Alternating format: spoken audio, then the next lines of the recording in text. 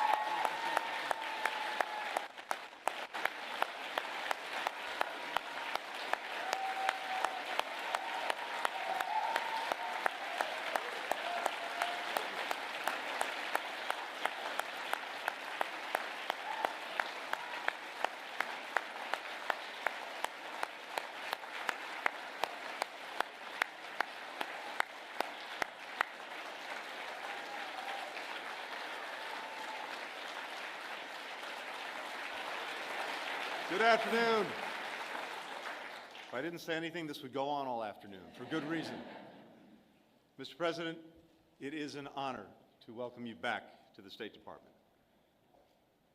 On day one of this administration, you shared a few things with me. You told me something that we long discussed, reminded me that American engagement, American leadership is essential. If we're not engaged, if we're not leading, you said, someone else is likely to be doing it, and probably not in a way that advances our interests or values. Or maybe no one's doing it, and then we're likely to have a vacuum filled with bad things before it's filled with good things. But the other thing you told me, Mr. President, was that there's a greater premium than ever before on finding ways to cooperate, to coordinate, to work with other countries if we're going to get done what we need to get done for the American people. And so you instructed me, you instructed all of us to get out there, to rebuild, to rejuvenate, even to reimagine our alliances and partnerships. And I remember what you told me then. You said, we don't know when this is going to make a difference, when we're going to need these friendships, these partnerships, but someday, some way, somewhere, they're going to be critical for advancing the national interest. And that's exactly what the men and women of this department have done. And we've been able to carry out that charge for two reasons. First, the people you see before you, and so many others who are out in the field at our embassies and consulates. You said when you came here 4 years ago that the leadership of diplomats of every stripe doing the daily work of government is essential, and they proved it. That daily work has become nightly work, 24/7, 7 days a week, hammering out agreements, jumping into action in crisis, creating opportunities for our citizens around the world, producing expert advice for you and your team at the White House. Everyone here knows this work can be tough. It's often not very glamorous, but it makes us stronger. It makes the world a better place. And we simply couldn't do it without the extraordinary men and women that you have before us, as well as our remarkable partners in government, starting with the great White House team led by Jake Sullivan, my friends and colleagues from across the administration, the Secretary of Defense, Samantha Power at USAID, the Secretary of the Treasury, Commerce, and so on. All of these partnerships that we built and built with their teams have made a difference. So to all of my colleagues, thank you.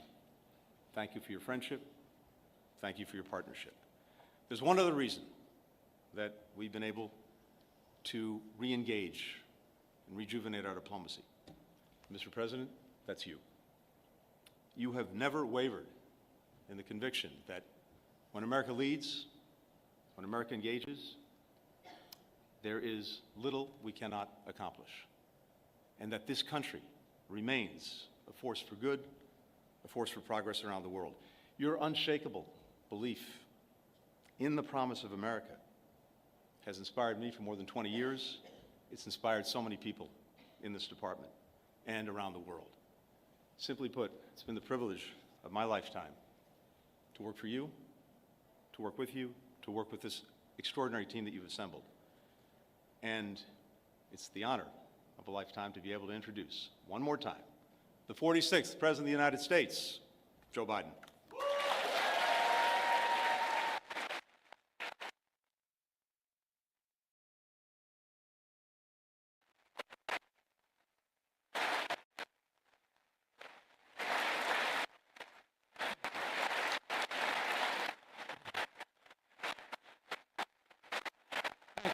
Thank you.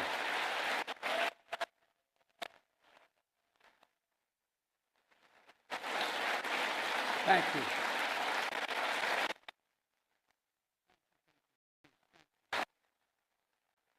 Thank you, thank you, thank you.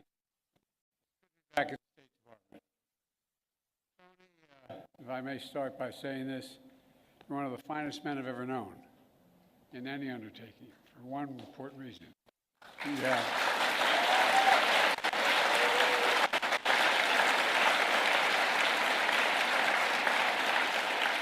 You're not only brilliant, you have incredible character. You have character. You have more integrity than almost anybody I know. Thank you for always sticking with me. Appreciate it. Folks,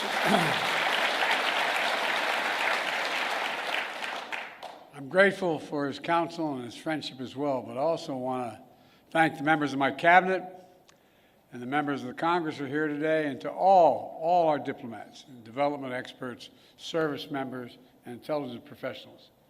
Many of the achievements we're going to discuss today were the result of your hard work, and that's not hyperbole, it's true. Thank you, thank you, thank you, thank you for your extraordinary service. You know, I come here to the State Department to report on to the American people on the progress we've made in the last 4 years in our foreign policy and our presidency. I've said many times, we're at an inflection point. The post-Cold War period is over. A new era has begun. In these 4 years, we faced crises that we've been tested. We've come through those tests stronger, in my view, than we entered those tests. This is a fierce competition underway. The future of the global economy, technology, human values, and so much else. Right now, in my view, thanks to our administration, the United States is winning the worldwide competition. Compared to 4 years ago, America is stronger. Our alliances are stronger. Our adversaries and competitors are weaker. We have not gone to war to make these things happen. During my presidency, I've increased America's power at every dimension. We've increased our diplomatic power, creating more allies than the United States has ever had in the history of our nation. We've increased our military power, making the most significant investments in the defense industrial base in decades. We've increased the technology power, taking the lead in artificial intelligence and other technologies of the future. And we've increased the economic power, building the most dynamic economy in the world from the bottom up and the middle out, not the top down. In short, Kamala and I took office, our nation had become stronger at home, are stronger in the world. And now, America is more capable and, I would argue, better prepared than we've been in a long, long time. While our competitors and adversaries are facing stiff headwinds, we have the wind at our back because of all of you. This is what we're heading into. And over the next administration, that's what we're handing it to. Today, I want to lay out what we've done, the opportunities we've created for America, and those opportunities going forward. Today, I can report to the American people our sources of national power are far stronger than they were when we took office. Our economy is booming, although there's more work to do.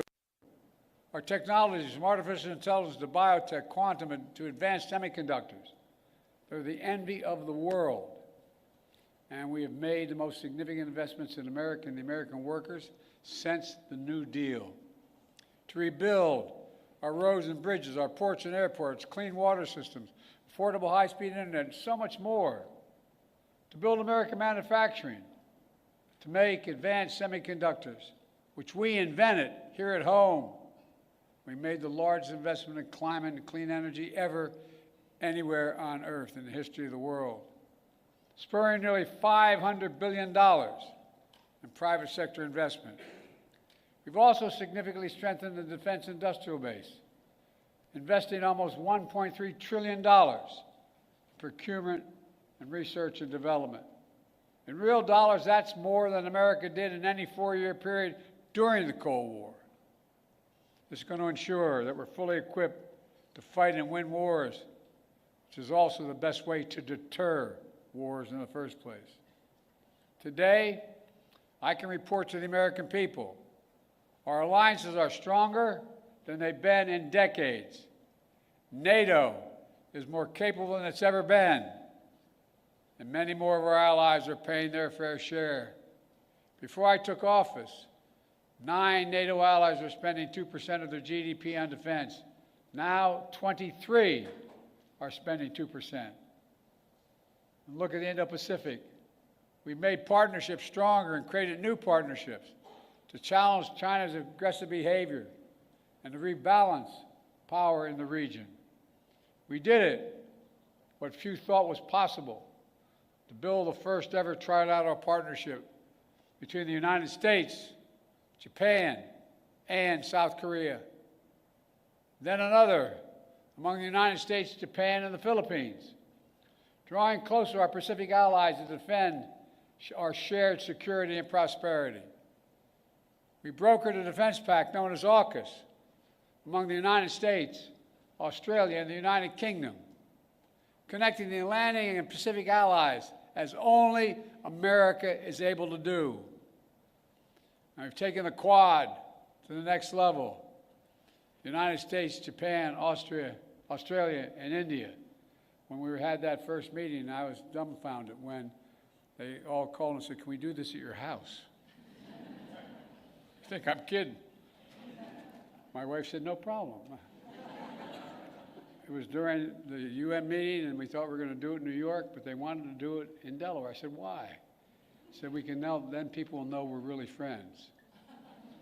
Our democracy, with vibrant economies, working closely, security, supply chains, technology, and so much more. In the Red Sea, we brought together more than 20 countries to protect civilian ships from attack by the Houthis, defending freedom of navigation in one of the world's busiest waterways. And we have strengthened partnerships all across the Americas, defending democracy, targeting corruption, addressing migration, increasing prosperity, and protecting Amazon rainforest, which captures billions of tons of carbon from the atmosphere every year. Overall, we've reinvigorated people's faith in the United States as a true partner. Today, I can report to the American people, our adversaries are weaker than we were when we came into this job 4 years ago. Just consider Russia. When Putin invaded Ukraine, he thought he'd conquer Kyiv in a matter of days. But the truth is, since that war began, I'm the only one that stood in the center of Kyiv, not him. Putin never has. Think about it.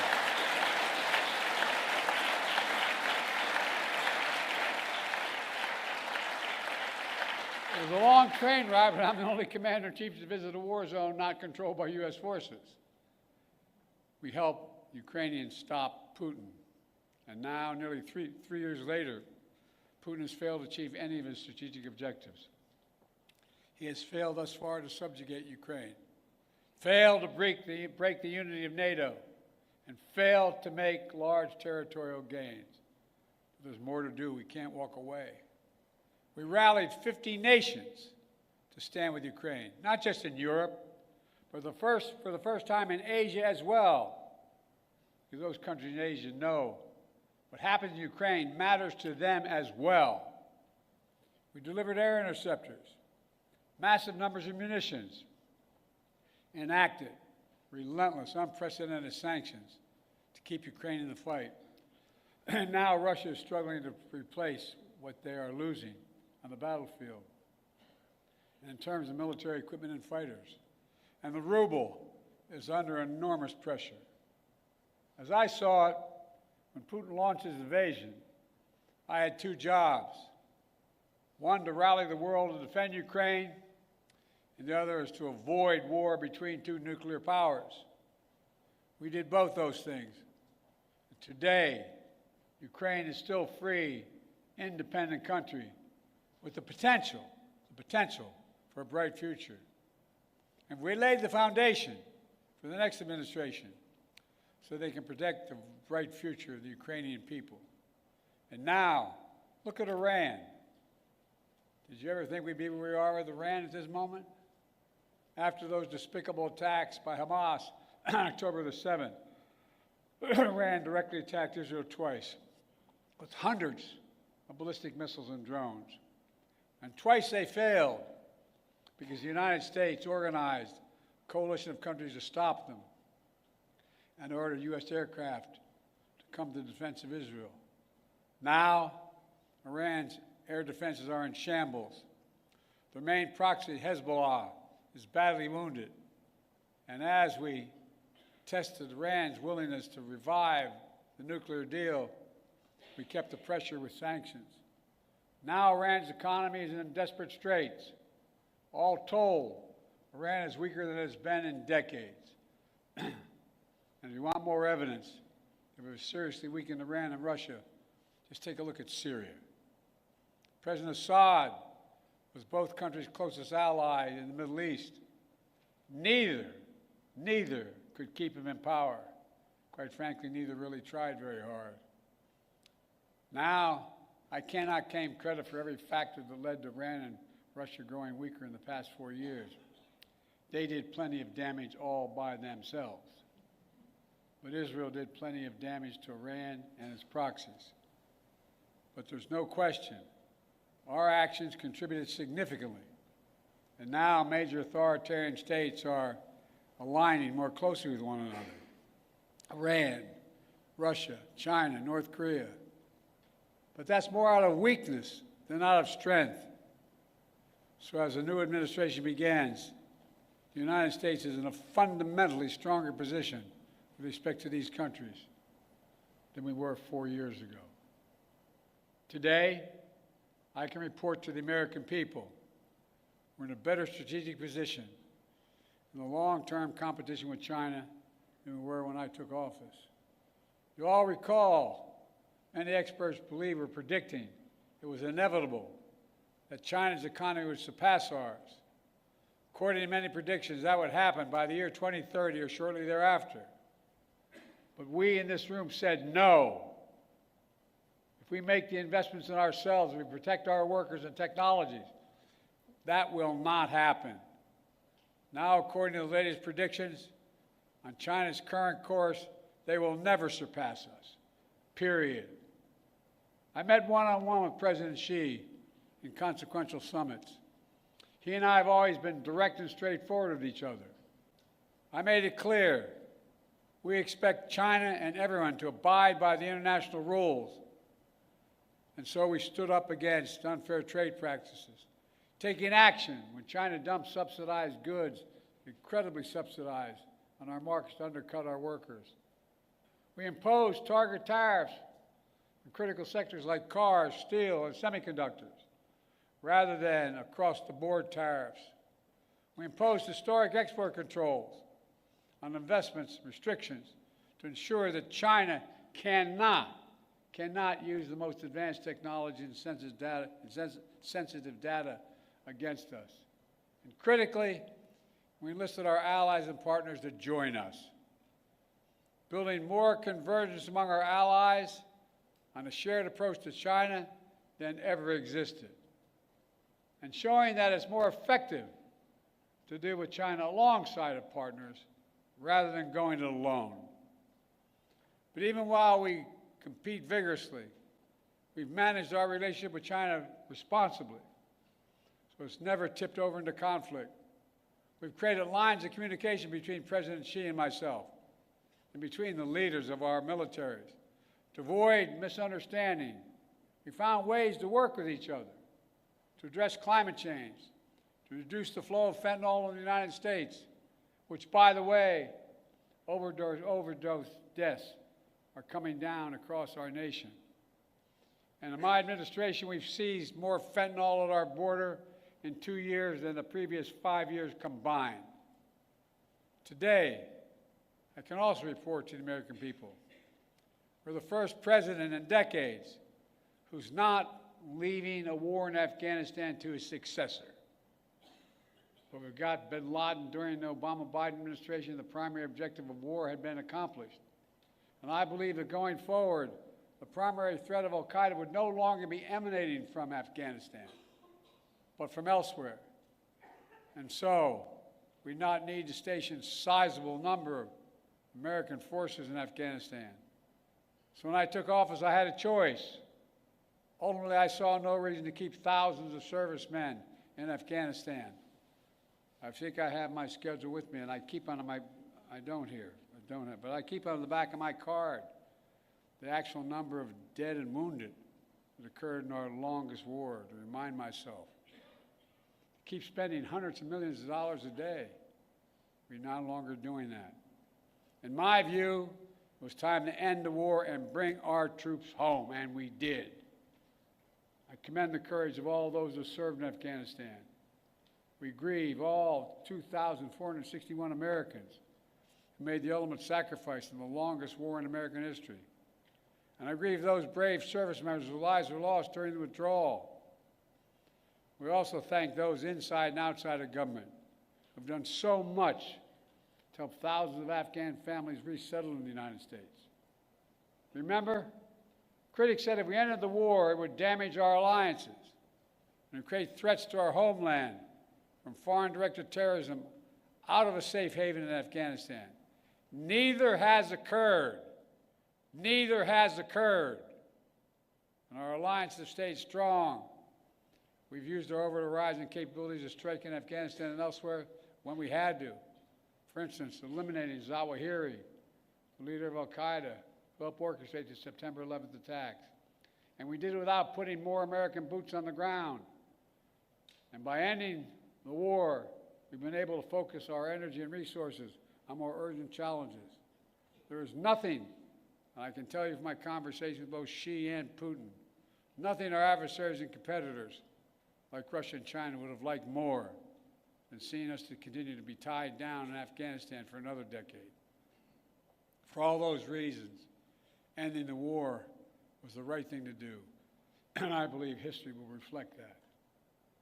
And from the moment I entered office, I also worked to free as many Americans as possible being held hostage or wrongfully detained overseas. We brought home more than 75 Americans by last count. In some cases, it took months, even years of effort, like the prisoner swap with Russia over the past summer. A feat of diplomacy involving many of you and involving multiple countries who joined complex negotiations at our request. Another example of the power of our alliances. If we did not have these relationships, those women and women would likely still be in prison. And finally, I can report to the American people that we restored our leadership in a range of other generational priorities. When I took office, we were no longer part of the International Climate Agreement. We announced on day one that we would join the Paris Accord, rejoin. And we've led by example. We've conserved hundreds of millions of acres of land and water, more than any president in American history, making investments in clean energy and convincing other nations to join us. Thanks to our efforts, the world has reached the goal of investing $100 billion every year in public and private funds to reduce greenhouse emissions, to drive down the cost of clean energy, to help developing nations adapt to climate change. Our administration has launched a transformative initiative to build high-impact infrastructure in developing nations. It's called PGI. You all know that better than anyone. This is our alternative to what China offers with its massive projects across Africa and beyond.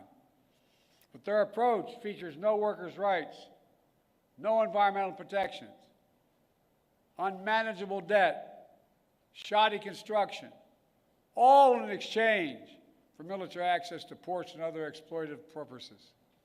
By contrast, we've leveraged $600 billion and unleashed the private sector to build an infrastructure in order to grow economies and combat climate change. As an example, I was recently in Angola to see a major project being built with the help of American public funding, which brought in even more private investment. We're building the first ever transcontinental railroad across Africa.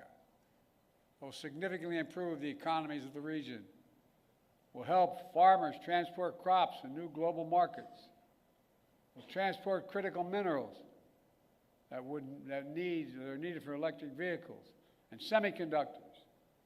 China used to control the supply chains in these materials, but not for long.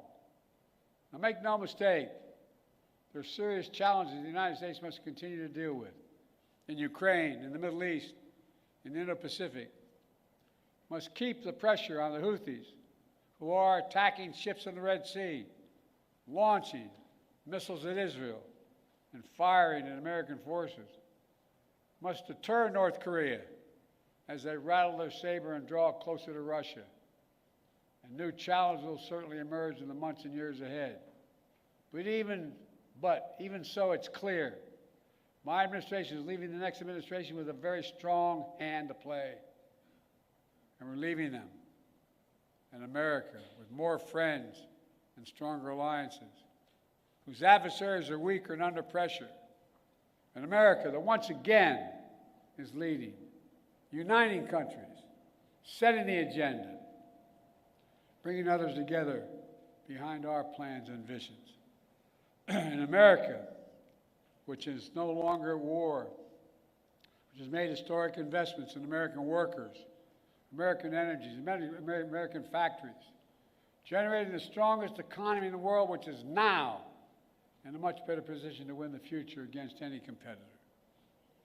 These wins are not partisan. They're American. They benefit all Americans and reflect America's endless capacity for leadership and reinvention. Look, folks, the United States should take full advantage of our diplomatic and geopolitical opportunities we've created to keep bringing countries together to deal with challenges posed by China, to make sure Putin's war ends in a just and lasting peace for Ukraine, and to capitalize on a new moment for a more stable, integrated Middle East. To do that, the next administration must make sure the fall of Assad does not lead to the resurgence of ISIS in Syria and across the region. It must carry forward the commitment that America will never, never allow Iran to acquire a nuclear weapon. And on the war between Israel and Hamas, we're on the brink of a proposal that I laid out in detail months ago, finally coming to fruition. I have learned in many years of public service to never, never, never, ever give up. So I spoke to Prime Minister of Israel yesterday. I spoke to Emir Qatar today. I look forward to speaking with President Sisi soon. We're pressing hard to close this. The deal we have structured would free the hostages, halt the fighting, provide security to Israel, and allow us to significantly surge humanitarian assistance to the Palestinians who've suffered terribly in this war that Hamas started. They've been through hell. So many innocent people have been killed. So many communities have been destroyed. The Palestinian people deserve peace and the right to determine their own futures. Israel deserves peace and real security. And the hostages and their families deserve to be reunited. And so we're working urgently to close this deal. And as we deal with immediate challenges, in my view, we have to look to the future. I urge the next administration to carry forward two issues that have been central to my presidency and which shape the future, in my view. On artificial intelligence, we are in the lead, and we must stay in the lead. We must not offshore artificial intelligence, as we once did with computer chips and other critical technologies. AI has the power to reshape economies, governments, national security, entire societies. And it must be the United States and our closest allies that lead the way to ensure people's rights are respected, their safety is protected, and their data is secured. And likewise, clean energy transition will race ahead in years to come. I know some incoming administration, some in the incoming administration, are skeptical about the need for clean energy. They don't even believe climate change is real. I think they come from a different century. They're wrong. They are dead wrong. It's the single greatest existential threat to humanity. And the clean energy transition is already happening. China is trying to dominate the clean energy, manufacturing, critical materials, supply chains. They want to capture the market of the future and create new dependencies. The United States must win that contest, and we will shape the global economy and the planet for decades to come. Let me close with this. Like many of you, I've dedicated a significant portion of my career to our nation's foreign policy. As chair of the Foreign Relations Committee as a senator, vice president for 8 years, and now president of the United States, I put together one of the most competent foreign policy teams, I would argue, in American history, sitting in this room and before my eyes. Throughout my career, the world has undergone tremendous change. But certain things have always held true.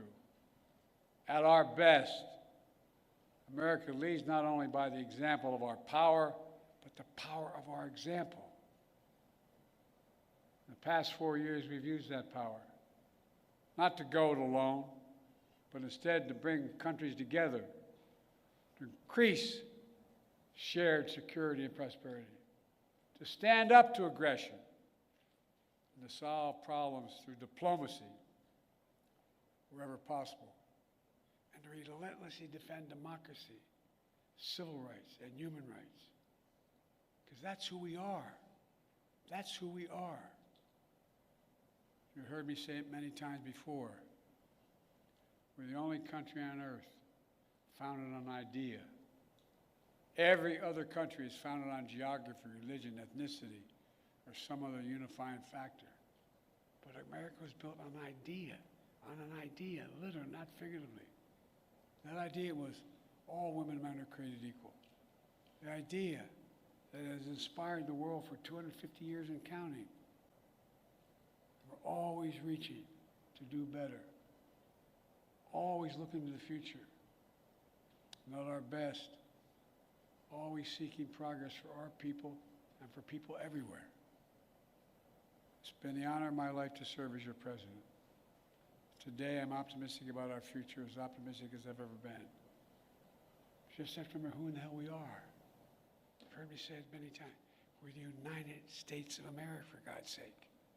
There is nothing beyond our capacity if we do it together and commit to it. Nothing.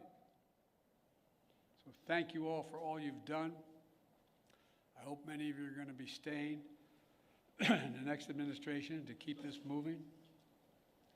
May God bless you all, and may God protect our troops. Thank you, thank you, thank you.